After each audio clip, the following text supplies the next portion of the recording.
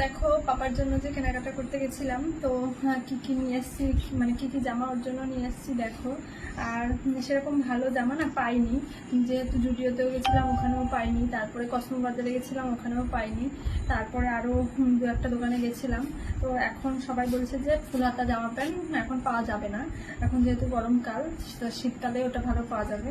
তো এই দুটো জামা নিয়ে এসেছি ফুল হাতা। এই যে দেখো, এই একটা জামা, আর এর সাথে এই প্যান্টটা সেট, আর এই আরেকটা জামা, এই আরেকটা জামা, আর এর সাথে এই প্যান্টটা সেট।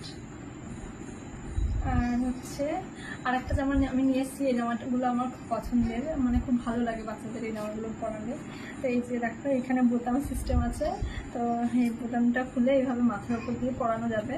আর এটা মানে জয়েন করা নেই, এখানে অনেকটা বড় জায়গা রয়েছে, ওই জন্য পরাতে মাথা ঢোকাতে খুব একটা অসুবিধা হবে না, এখানে জয়েন করা নেই।